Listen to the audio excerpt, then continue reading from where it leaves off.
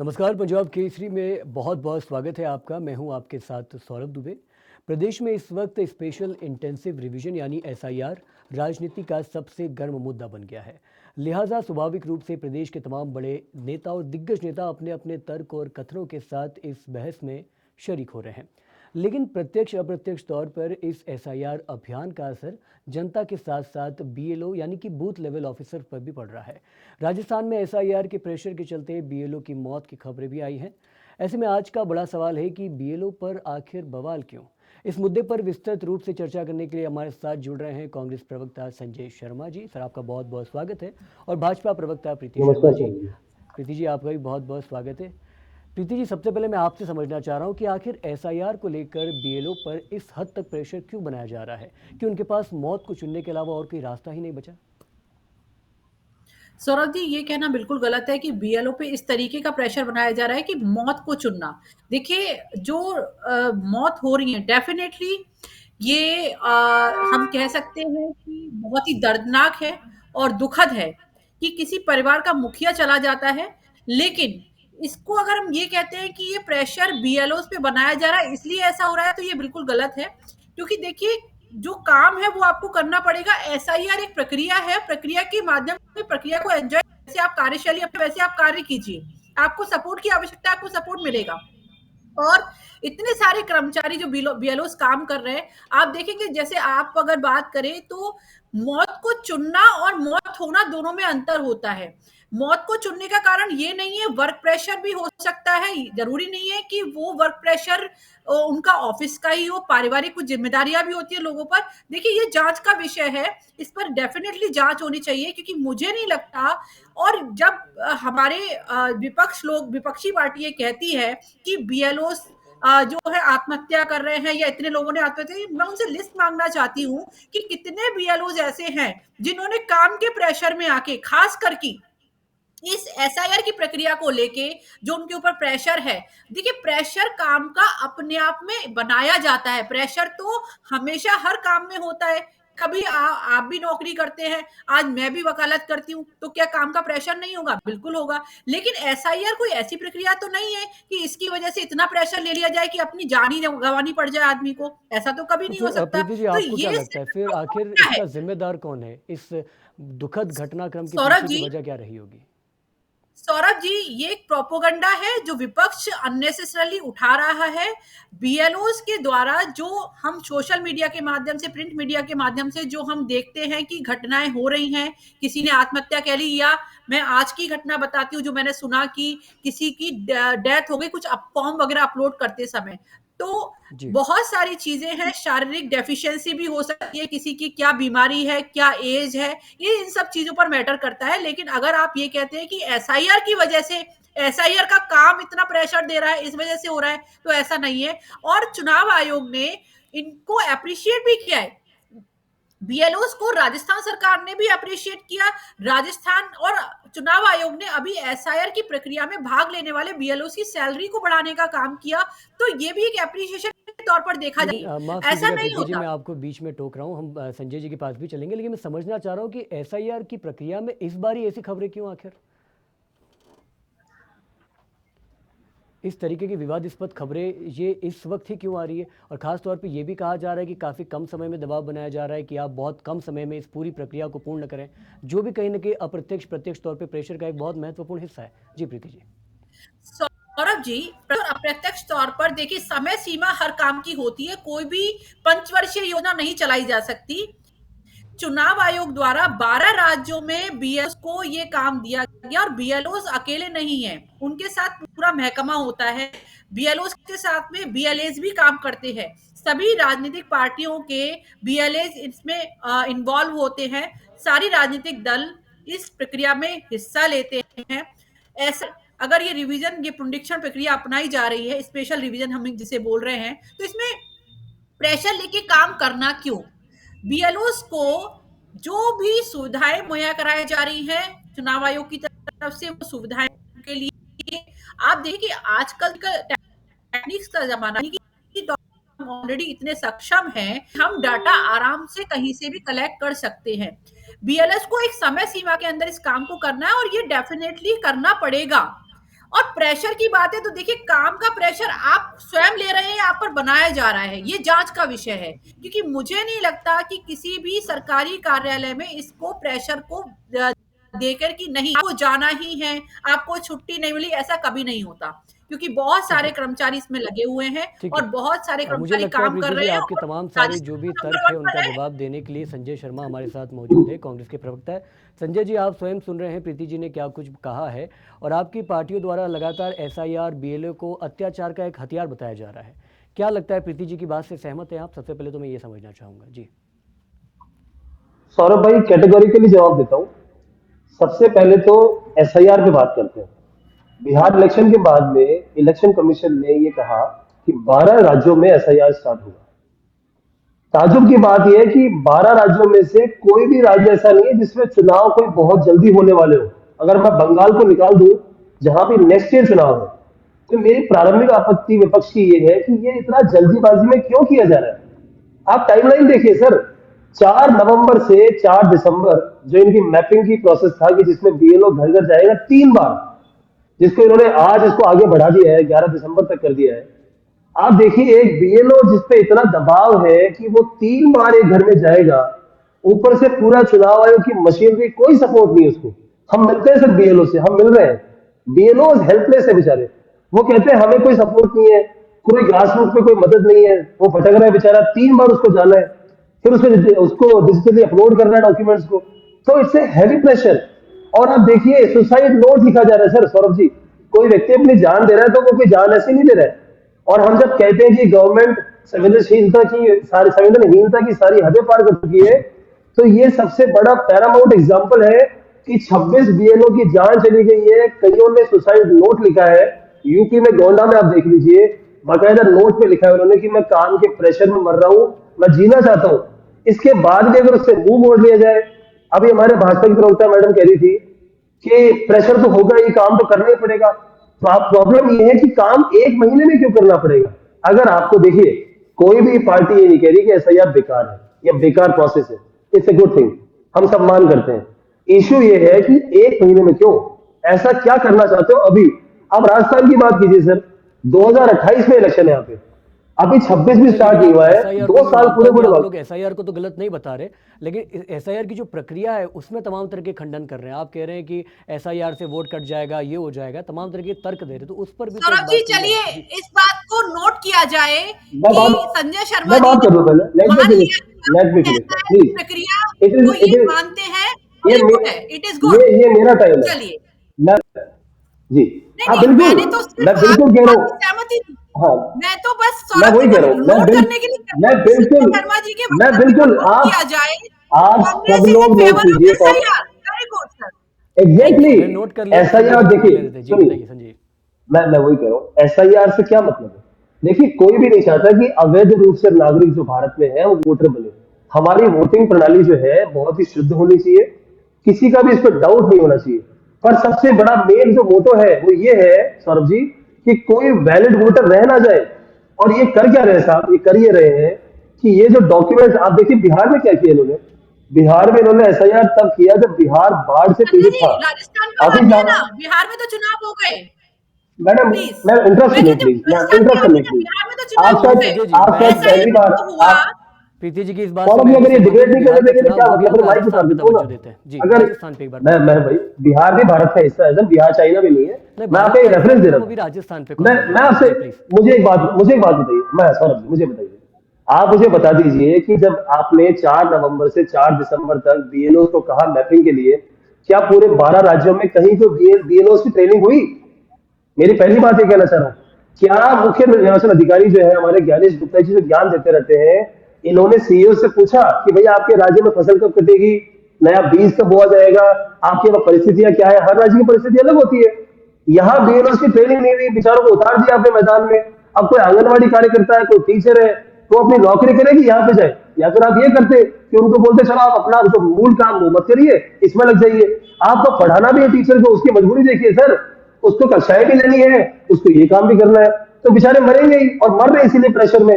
लेकिन it is संजय high जी, टाइम कि आपके हम ध्यान तमाम दें सारे कि मौतें आरोपों हो रही का है। भाजपा एक शब्द में जवाब देती है। आपके तमाम सारे और आपकी पार्टी के तमाम सारे आरोपों का भाजपा से भी एक शब्द में जवाब बताइए क्या देती है कि देती है। आपको डर है, स्पष्ट डर है कि जो फेक वोटर्स आपने क्रिएट किए हैं इतने सालों में वो गायब हो जाएंगे, वो विलुप्त हो जाएंगे। और इसी का बहुत बड़ा प्रमाण, जहाँ की आप जैसे बिहार की चर्चा कर रहे थे, बिहार के परिणाम में भी देखने को मिल गया। तो इस पर आप क्या सोचते हैं?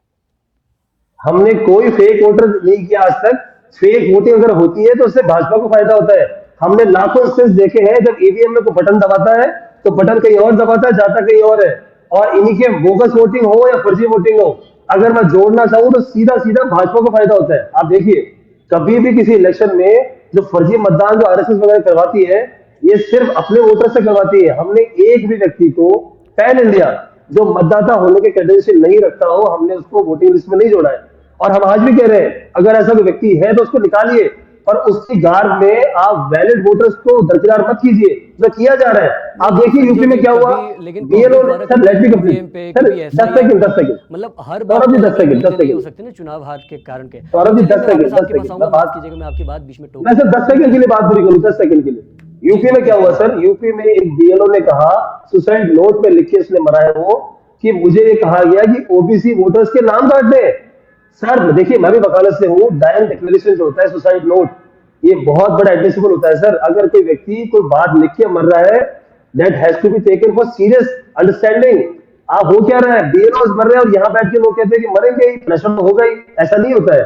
कोई ट्रेनिंग आपने कराई नहीं है, कोई इंफ्रास्ट्रक्चर है नहीं, कोई उनकी हेल्प नहीं कर मैं रहा। ना मेरा अभी हमारे ऑब्जेक्शन है मैडम, सौरभ जी, मैंने ऐसा कभी नहीं कहा मरेंगे ही। मैंने अभी ऐसा कहा अभी अभी कि जो इन्होंने ये लोग कहा, कह रहे हैं कि बीएलओ प्रेशर में मर रहे हैं वो कह रहे हैं, और अभी मैं इस बात बीजेपी को प्रवक्ता कह वापस रही थी कि जिम्मेदारी के बीएलएस साथ हेल्प कह कर रही रहे हैं। हूँ। अब आपको बताऊं, हमारे जो बीएलएस हैं उनको बिना बताए बीएलओ काम करते हैं। हमारे बीएलएस, कांग्रेस पार्टी के जो बीएलएस है राजस्थान में 54,000, वो अप्रोच तो करते हैं आपने बीएलओ टैली को, नहीं तो किया फोन नहीं अपनी उठाते हैं। बीएलएस को तो संजय जी, आपने आपने जो ये अभी आपकी अभी जो गलती आपने है कहा ना कि कि बीएलओ आपने हेल्प टैली कर नहीं रहे की हैं, अपने बीएलएस बीएलएस को। हेल्प कर रहे हैं बीएलए की, वो नहीं कर आपने रहे हैं। अपने बीएलएस को आपके जो टैली नहीं बीएलए, की। जी जी, आपके बीएलओ जो का मुद्दा बीएलओ तो है, अपनी जगह है, उनको लेकिन सीधा कहीं ये ना कहीं सवाल है विपक्षी कि पार्टी कांग्रेस कांग्रेस के अपने बीएलएस से तथ्यों पे, बात अपने मत तथ्यों कीजिए। के आधार पर निर्वाचन आयोग पे भी, निर्वाचन आयोग की निष्पक्षता पर भी लगातार सवाल खड़ा कर रही है। यहाँ सिर्फ सरकार की बात, यहाँ सिर्फ प्रदेश सरकार की बात नहीं है, निर्वाचन आयोग की निष्पक्षता पर भी कहीं ना कहीं सवाल निशान खड़ा हो रहा है एसआईआर के बाद, बीएलओ के बाद। जी बोलिए बिल्कुल हो बिल्कुल। रहा है, बिल्कुल हो रहा है, ब्रॉड डे लाइट में हो रहा है, क्यों नहीं हो रहा। बिल्कुल निश्चित जिम्मेदारी के साथ कहती हूँ। पहली चीज तो मैं इस बात का खंडन करती हूँ जो कि संजय जी ने कहा कि प्रशिक्षण नहीं दिया गया। निर्वाचन आयोग द्वारा जुलाई में दिल्ली में सभी बीएलओस को प्रशिक्षण के लिए बुलाया गया था। दूसरी चीज ये कह रहे हैं कि बीएलए तो, हमारे बीएलएस को तो बताया ही नहीं जाता।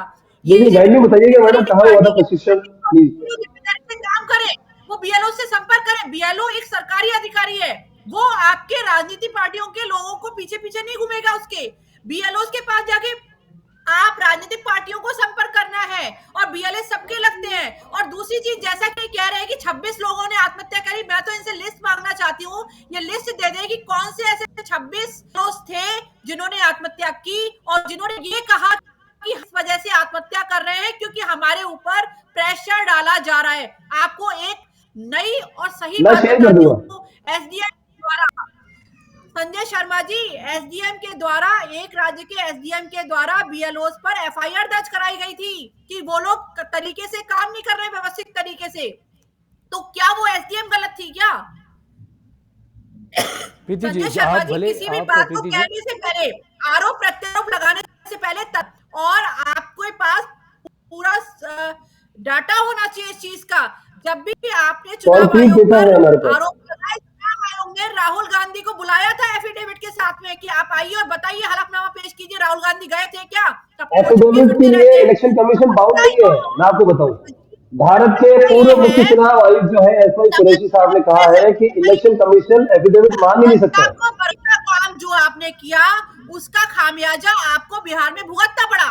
आपका कहना है कि एसआईआर हुई उसका खुलासा और हो जाएगा, एसआईआर की वजह उसका से खुलासा हो हुआ जाएगा। है। बिहार में अरे जो आप दिन दहाड़े वापस जा वोट रहे की कि डकैती की है, उसका खुलासा हो नहीं जाएगा।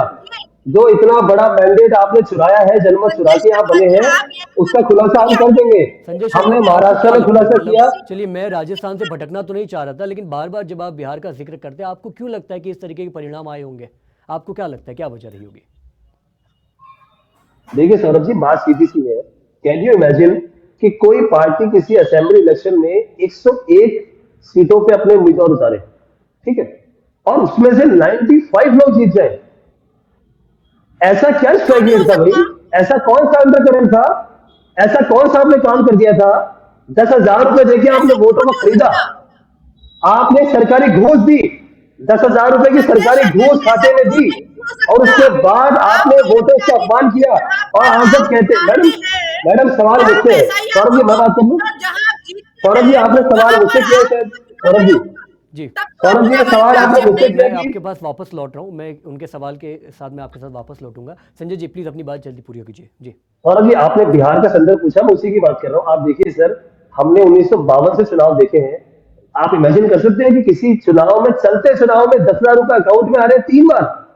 इसीलिए हम कहते हैं कि इलेक्शन कमीशन भारत की, भारतीय जनता पार्टी की बी टीम है, और ये इनको पूरा हेल्प करते हैं और हमेशा करते आए हैं। आप देखिए राहुल जी ने 3 बार प्रेस कॉन्फ्रेंस की। एक बार हमने महाराष्ट्र की बात की, एक बार हमने बिहार की बात की, एक बार कर्नाटक की बात की। ये लोग बोलते हैं एफिडेविट ले आओ। अरे भाई ज्ञानेश कुमार जी, आप सीईसी है भारत के, आपके पास पूरा डेटा है, क्यों नहीं आप बात कर लेते? क्यों नहीं आप प्रेस कॉन्फ्रेंस कर लेते? और अगर राहुल जी गलत करें तो बताइए, खंडन कीजिए।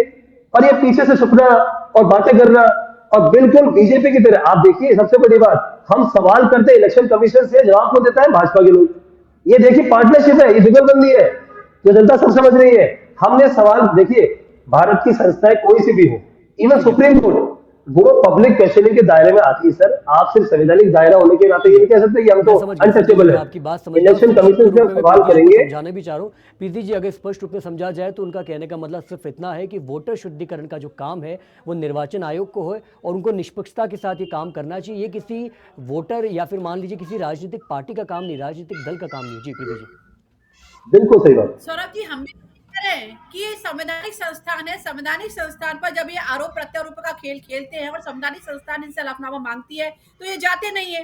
चुनाव आयोग अब ये कह रहे हैं कि ज्ञानेश जी को प्रेस कॉन्फ्रेंस करनी चाहिए थी, उन्होंने प्रेस कॉन्फ्रेंस की। राहुल गांधी जी के एक एक सवाल का जवाब दिया। हमारे सवालों का उन्होंने कहा जवाब नहीं कि दिया आप ना, वो देते आइए, आप आइए हलफनामा दीजिए, लेकिन आपने नहीं दिया, हलफनामा नहीं दिया। नहीं अब ये दिया, बात कीजिए, हमारे जवाब सवालों का जवाब नहीं अभी दिया। कर्नाटक की बात करते हैं। सौरभ जी, कर्नाटक में जिस सीट पर, जिस जगह पर राहुल गांधी जी ने क्वेश्चन मार्क खड़ा किया था, चुनाव ब्राजील की आयोग ने मॉडल आ जाती है उस हरियाणा में, सीट देखिए पर आप। वहां से आप ही जीते थे संजय शर्मा जी, और वहां पर एफआईआर दर्ज महादेवपुरा, कराने वाला भी चुनाव आयोग था। महादेवपुरा सीट आप शायद तो भूल करिए ना, गए, आप शायद एफआईआर भूल कीजिए गए राहुल गांधी जी पे। चुनाव आयोग अगर का आपको लगता आक्षेप है करने राहुल जी से गलत बोलते पहले हैं, एफआईआर कीजिए। ठीक है पर ये आपने चोरी आक्षेप छुपे किया खेल था। नहीं चलेगा ना। संजय जी एक बार प्रीति जी ये को बोलने भाजपा के दीजिए, मैं साथ आपके पास आपकी वापस पार्टनरशिप लौटूंगा। नहीं चलने वाली है। प्रीति जी को बोलने दीजिए। जी प्रीति जी प्लीज। अरे सौरभ जी, समस्या ये है कि जहां पर ये हार जाते हैं वहां पर तो ये एसआईआर और चुनाव आयोग को कोसते हैं, और जहां पर ये जीत जाते हैं वहां पर इनको एसआईआर और चुनाव आयोग नहीं दिखाई देता। मैं तो सिंपल सी बात इनसे ये पूछना चाहती हूँ कि जिस कर्नाटक की सीट पर ये आक्षेप लगा रहे, वहां तो ये जीते थे, और वहां पर तो चुनाव आयोग ने खुद एफआईआर दर्ज कराई थी, उसके बाद वहां पर चेक हुई थी, जांच हुई थी। और ये संजय शर्मा जी क्या बातें कर रहे हैं? और एसआईआर और बीएलओस को, मैं तो बीएलओस के 26 लोगों की लिस्ट दे दीजिए पहले, तो बाद में करेंगे। जो आप बीएलओ की बात कर रहे हैं कि 26 लोगों ने आत्महत्या की, आप लिस्ट दे दीजिए 26 लोगों की। देखिए भाग जी गए। मैं बिल्कुल दूंगा, बिल्कुल दूंगा, बिल्कुल दूंगा लिस्ट आपको। जी संजय जी। कहीं भागा आप मैडम, कहीं 26 नहीं लोगों भागा। की लिस्ट दीजिए। हम भागने वालों में आप से नहीं है तथ्यों के मैडम, साथ बात कीजिए। हम आरएसएस की तरह नहीं, भागने ऐसा ही वालों से नहीं है। हम माफी वीर नहीं है, हम पेंशन भी जिंदा नहीं है, अंग्रेजों की पेंशन लेके जिंदा नहीं रहते हम लोग। आप बात हम कर रहे गांधी हैं के सिपाही हैं, संजय शर्मा हम जी, गांधी के आप सिपाही भारतीय हैं, देखिए जनता संजय पार्टी जी, के मैं हम लोगों की बात गांधी कर के रहे हैं। सिपाही हैं, हम ऐसे बिल्कुल डरते सर नहीं है, देखिए हम लड़ते हैं। संजय जी मैं हम समझ आखिरी सकता हूँ गोली आप आखिरी आदमी, एसआईआर को लेकर हम आखिरी एसआईआर गोली को आखिरी लगातार आदमी लड़ के रहे हैं, सिद्धांत विभाग में को लड़ते लेकर हैं। तमाम सारे विरोध से बात कर रहे जरूर हैं, होंगे। हम संजय ऐसे से जी, बात नहीं कर रहे हैं। हम संजय जी माफी अगर वीर आपको नहीं मेरी है आवाज़ आ रही है, जी। आप तकनीकी कारणों आ की रही वजह से है बार बार लेफ्ट कर रहे हैं, लेकिन मेरी बात समझिए। सर, एक कॉल आ मैं रहा था समझ जी, सकता हूँ ये कि बताइए। तमाम सारे विरोध होंगे एसआईआर को लेके, बीएलओ को लेके, लेकिन भारतीय जनता पार्टी का है, मान लीजिए कि निर्वाचन जो आयोग है, विभाग है, उनका कहने का मकसद सिर्फ इतना है कि लोकतंत्र की रक्षा के लिए इस तरह की तमाम तरह की प्रक्रिया हो रही है, तो इसमें किसी को विरोध क्यों होगा? मैं मानता हूँ कि प्रक्रिया में तमाम तरह के खंडन आप कर रहे हैं, लेकिन प्रक्रिया जो है वो तो लोकतंत्र के लिए, लोकतंत्र को मजबूत करने के लिए। और संजय जी। सौरभ जी, प्रक्रिया कराने वाला तो सौरभ जी, राजस्थान भाई, सौरभ जी, चुनाव आयोग इस सौरभ जी, प्रक्रिया को प्रक्रिया पे करा रहा सवाल है, कौन उठा रहा है? सौरभ जी मैं आपसे फिर से कह रहा हूँ कैटेगोरिकली, प्रक्रिया पे सवाल कौन उठा रहा है? प्रक्रिया पे सवाल नहीं उठा रहे हम लोग। हम लोग सिर्फ ये कह रहे हैं कि वाई इन हेस्ट, जल्दबाजी क्यों? जब 12 राज्यों में बंगाल के अलावा किसी में चुनाव नहीं है, तो 1 महीने में क्यों? क्यों ना 3 महीने में कर लिया जाए? भाई शुद्धिकरण चाहिए, हमको भी चाहिए, करो आराम से, कोई दिक्कत नहीं है, पर टाइम दो ना। आपके सामने बीएलओ सुसाइड नोट लिख रहे हैं, घर का चिराग बुझ रहा है, मर रहे हैं बेचारे, उनकी विधवाएं हो रही है, माए, उनकी पत्नियां। ये क्या बात हुई? आप देखिए ना दिक्कत क्या आ रही है, टाइम लाइन ठीक देखिए है, आप। अब ठीक इसको है। अच्छा मुझे बताइए आगे क्यों बढ़ाया? प्रीति जी, इसको सिर्फ 4 मेरे दिसंबर पास से क्यों बढ़ाया फिर आगे? 40 सेकंड है क्योंकि प्रीति जी, प्रेशर मेरे था, पास सिर्फ 40 सेकंड है, आप अपनी बात इसको रखिए, प्रेशर मैं में करना को पड़ा समाप्त इनको। करूंगा। ठीक है संजय जी, 40 सेकंड है सिर्फ इस प्रीति जी। नेक्सस को खत्म करना बहुत जरूरी है। बीजेपी चुनाव आयोग का नेक्सस इस देश को तबाह करने में तुला हुआ है। ठीक है संजय जी, प्लीज प्रीति जी 40 सेकंड है, आप अपनी बात रखिए प्लीज, मैं इस डिबेट को समाप्त करूंगा इसके बाद। जी, एसआईआर की जो प्रक्रिया है वो चुनाव आयोग करा रहा है, बीएलओज उसको आराम से कर रहे हैं। जो प्रोपोगंडा इन कांग्रेसियों के आराम द्वारा से कर रहे फैलाया हैं, जा रहा है 26 वो मर गए, सिर्फ आराम से कर रहे हैं।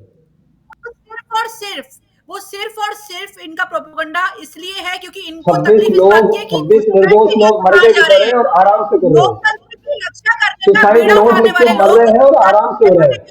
यही है, संविधान की यही है रक्षा बीजेपी का तो दूर चाल की बात चरित्र है, चेहरा। लोग संविधान मर की रहे हैं, रक्षा आपका काम करते हुए मर रहे हैं, और वो ठीक है, बेचारे प्रेशर में फिर भी शर्मा जी काम करें। क्या काम बात है, नौकरी बहुत कर बढ़िया। रहे हैं, ये वो बीजेपी का ठीक है, स्टैंड है, बहुत बहुत शुक्रिया। यही बीजेपी का स्टैंड है। माफ़ कर कीजिएगा बीजेपी रहे को प्रीति हैं। लोगों जी, की मौत बहुत से बहुत फर्क नहीं शुक्रिया पड़ता, आप लोगों का पंजाब इनकी केसरी आंख का। राजस्थान से जुड़ने के लिए। मैं एक बार फिर से क्षमा चाहता हूं। मैं समझता हूं कि आपको इस पूरे मुद्दे को लेकर तमाम सारी बातें करनी होगी, विस्तृत रूप से चर्चा करनी होगी, लेकिन हम एक समय अवधि के और अंदर बंधे हुए हैं, जिसके तहत मुझे पूरी चर्चा यहीं समाप्त करनी पड़ी है। लेकिन स्वाभाविक रूप से आप दोनों से बात करके समझने का प्रयास किया कि इस मुद्दे में अलग अलग जो भी विरोधी गुट है, विरोधी विचारधारा है, उनको लेकर आपकी क्या कुछ राय है। एक बात तो स्पष्ट है कि एसआईआर और बीएलओ का ये जो मुद्दा है वो सुलझता हुआ तो नहीं दिख रहा। तमाम सारे राजनीतिक वक्तव्य जब एक के बाद एक दूसरे को हावी हो रहे हैं, ऐसे में समझ में आता है कि आने वाले वक्त में और खास तौर पर राजस्थान की राजनीति में क्या कुछ बड़ा बदलाव ये एसआईआर और बीएलओ का मुद्दा लेकर आने वाला है। लेकिन आप चिंता मत कीजिए, पंजाब केसरी राजस्थान इस तमाम सारे मुद्दे को विस्तृत एक्सप्लेनर के साथ, तमाम सारी खबरों के साथ आप तक यूं ही लाता रहेगा। तब तक के लिए पूरी वीडियो पर आपकी क्या कमेंट है, क्या राय है, क्या सवाल है, वो अपने कमेंट में बताते रहिए। वीडियो को ज़्यादा से ज़्यादा शेयर कीजिए और लाइक करना बिल्कुल ना भूलें। तब तक के लिए पंजाब केसरी देखने के लिए बहुत बहुत शुक्रिया। एक बार फिर से बहुत नमस्कार।